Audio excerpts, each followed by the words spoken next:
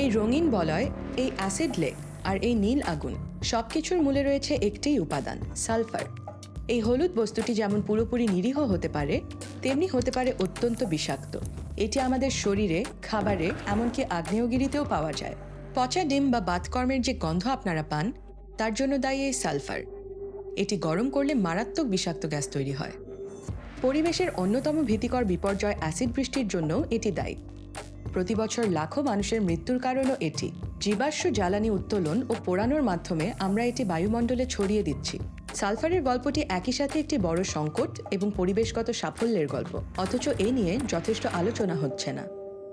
মহাবিশ্বে প্রচুর পরিমাণে পাওয়া যায় এমন মৌলগুলোর একটি হল সালফার। অন্য উপাদানের সাথে মিশলে এটি সবচেয়ে দুর্গন্ধযুক্ত হতে পারে। এটি পাবেন মহাসাগরে, পৃথিবীর ভূত্বকে এবং শুক্র গ্রহের বিষাক্ত বায়ুমণ্ডলে। আমাদের শরীরে তৃতীয় সর্বাধিক প্রাপ্ত খনিজ এটি। আমাদের শরীরে প্রায় 150 গ্রাম সালফার থাকে, কিন্তু এর কঠিন ও বিশুদ্ধ রূপটি স্বাদহীন এবং গন্ধহীন। ব্রকলি, ফুলকপি, ডিম, পেঁয়াজ এবং রসুনের মতো অনেক খাবারেই এর যৌগ পাওয়া যায়। রসুন চূর্ণ করলে যে তীব্র গন্ধ বের হয়, তার জন্যও সালফারই দায়ী। সালফারের আরেকটি যৌগের কারণেই ব্রকলি আর ফুলকপির স্বাদ এমন ভিন্ন হয়। আর যদি কোনো পেঁয়াজের খুব কড়া গন্ধ পান, তবে বুঝবেন সেখানেও রয়েছে সালফারের যৌগ। এই স্ট্রিপগুলো তরল পদার্থে সালফার যৌগের উপস্থিতি পরীক্ষা করে। সালফারের ভালো দিক হলো এটি ব্যাকটেরিয়ার বৃদ্ধি রোধ করতে পারে এবং অ্যালকোহলকে ভিনেগারে পরিণত হওয়া থেকে ঠেকায়। কূপ বা ঝর্ণার পানিতেও এটি পাওয়া যায়। বার্লিনের ট্যাপের পানিতে খুব একটা সালফার নেই মনে হচ্ছে, কিন্তু এই বিয়ার আর ওয়াইনে নিশ্চিতভাবেই আছে। সালফারের দেখা মিলবে আকাশেও। বায়ুমণ্ডলে থাকা সালফার ডাই অক্সাইডের ক্ষুদ্র কণাগুলো মেঘ ঘনীভবনের কেন্দ্র হিসেবে কাজ করে। এগুলো হলো ছোট ছোট মঞ্চ, যার উপর ভিত্তি করে মেঘ তৈরি হয়। জিকে হাউসফাদার একজন জলবায়ু বিজ্ঞানী এবং গবেষক। এই মেঘগুলো বেশি প্রতিফলক হয় এবং মহাকাশে বেশি আলো ফিরিয়ে দিতে পারে। অ্যারোসল নিঃসরিত না থাকলে বিশ্বের তাপমাত্রা যা হতো তার তুলনায় বিশ্বজুড়ে প্রায় 0.5 ডিগ্রি সেলসিয়াস তাপমাত্রা কম থাকে। বায়ুমণ্ডলে থাকা সালফার আসলে বৈশ্বিক উষ্ণায়নের গতি কিছুটা কমিয়ে দেয়। বেশ ভালোই মনে হচ্ছে, তাই না? কিন্তু সালফারের একটি অন্ধকার দিকও আছে। পর্যায় সারণীর অন্যতম সক্রিয় উপাদান এটি। এর মানে হলো অন্য উপাদানের সংস্পর্শে এলে এটি সহজেই রূপ বদলায়। এটি অত্যন্ত দাহ্য। এ কারণেই দিয়াশলাইয়ের কাঠির মাথায় এটি লাগানো থাকে। মোমবাতি ধরানোর জন্য যতক্ষণ আগুন দরকার, সালফার ততক্ষণ আগুন ধরে রাখতে সাহায্য করে। কিন্তু ইন্দোনেশিয়ার এই আগ্নেয়গিরির মতো জ্বলন্ত সালফার দেখতে যেন নরককুণ্ড। দিয়াশলাই জ্বালালে খুব সামান্য পরিমাণে সালফার গ্যাস তৈরি হয়। আর এই দিয়াশলাই কাঠিটি হল সালফার দূষণ সমস্যার একটি ক্ষুদ্র সংস্করণ। হলুদ সালফার অণুগুলো অন্য উপাদানের সাথে মিলে যে গ্যাস তৈরি করে তা বিষাক্ত। এর মধ্যে একটি হল হাইড্রোজেন সালফাইড, অর্থাৎ সালফারের সাথে 2টি হাইড্রোজেন পরমাণু। জলাভূমি ও উষ্ণ প্রস্রবণে প্রাকৃতিকভাবে এই গ্যাস পাওয়া যায়। মানুষ ও পশুর বর্জ্যের দুর্গন্ধের কারণও এটি, কারণ আপনার মুখ ও অন্ত্রের ব্যাকটেরিয়া অল্প পরিমাণে এটি তৈরি করে। এটি নিঃশ্বাসের সাথে ভেতরে প্রবেশই হল কর্মক্ষেত্রে রাসায়নিক দুর্ঘটনায় মৃত্যুর অন্যতম প্রধান কারণ। আরেকটি বিষাক্ত সালফার গ্যাস হল সালফার ডাই অক্সাইড। আমি যদি এই বিশুদ্ধ সালফারে আগুন ধরিয়ে দিই, তবে এই সুন্দর পাউডারটি খুব দ্রুত ভয়ঙ্কর রূপ নেবে। এটি থেকে বিশুদ্ধ সালফার ডাই অক্সাইড বের হবে, যা স্বাস্থ্যের জন্য মোটেই ভালো নয়। আর যেটি আমার করা উচিত নয়, ঠিক সেটি আমরা দীর্ঘকাল ধরে পৃথিবী জুড়ে করে আসছি। জীবাশ্ম জ্বালানি পোড়ানোর কারণেই মূলত সালফার দূষণ হয়। এডমন্ড সাঙ্গানিয়ারো পরিবেশে রাসায়নিক দূষণ নিয়ে গবেষণা করেন। শিল্প কার্যক্রম যেমন পেট্রোলিয়াম পরিশোধন এবং ধাতু গলানোর কাছ থেকেও এটি ছড়ায়। নাসার তথ্যের ভিত্তিতে গ্রিনপিসের তৈরি এই মানচিত্রে বিশ্বব্যাপী সালফার দূষণের চিত্র দেখা যাচ্ছে। রাশিয়ার কয়লা বিদ্যুৎ কেন্দ্র এবং সৌদি আরব ও ইরানের তেল শোধনাগারগুলো বিশ্বের অন্যতম বড় সালফার গ্যাস নিঃসরণকারী এলাকা। জীবাশ্ম জ্বালানিতে প্রাকৃতিকভাবেই সালফার থাকে। উত্তোলনের সময় এবং পোড়ানোর সময় উভয় ক্ষেত্রেই এটি থেকে সালফার গ্যাস নির্গত হতে পারে। সালফার দূষণের আরেকটি উৎস হল ধাতু উৎপাদন। কিছু ধাতুর মধ্যে প্রাকৃতিকভাবেই সালফার থাকে। পরিশোধন প্রক্রিয়ায়ও এটি ব্যবহৃত হয়, যা বায়ুমণ্ডলে দূষণ ছড়াতে পারে। আমরা সবসময় এসব জানতাম না।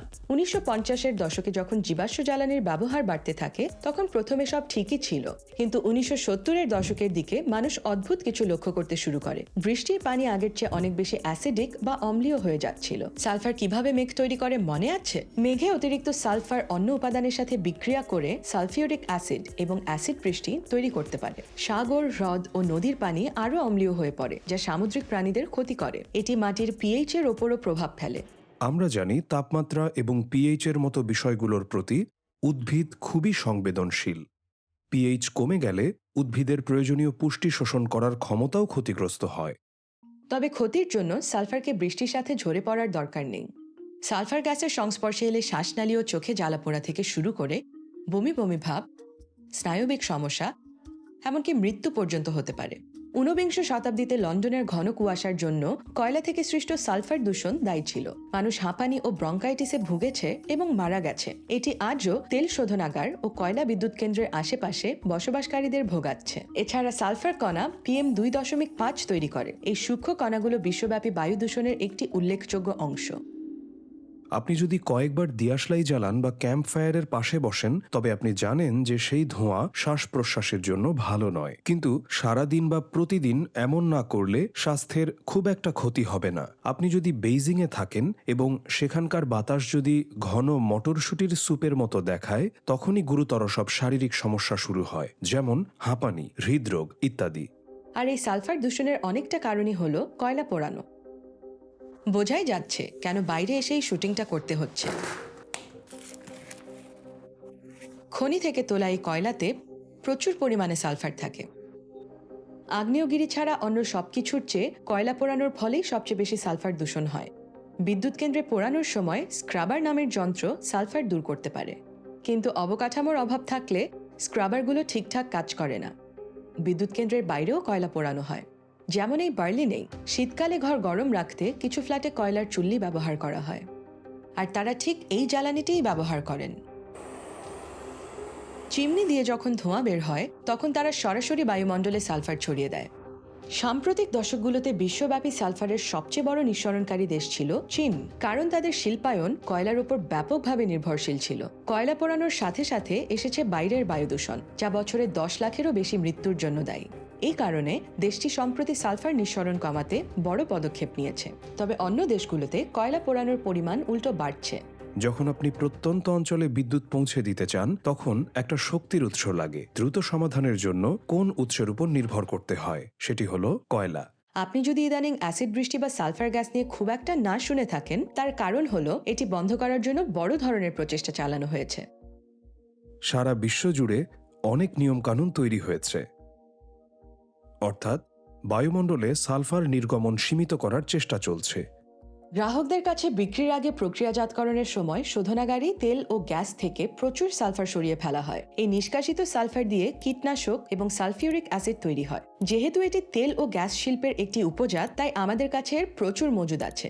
এতটাই বেশি যে কানাডায় কঠিন সালফারের পাহাড় জমে আছে। ফলে গত কয়েক দশকে বায়ুমণ্ডলে সালফার গ্যাসের পরিমাণ উল্লেখযোগ্যভাবে কমেছে। 2020 সালে জাহাজের জ্বালানির ওপর প্রথম নিষেধাজ্ঞা আরোপ করা হয়। এর আগে জাহাজগুলো সবচেয়ে নোংরা তেল পোড়াতো, যা ছিল সালফারে পূর্ণ।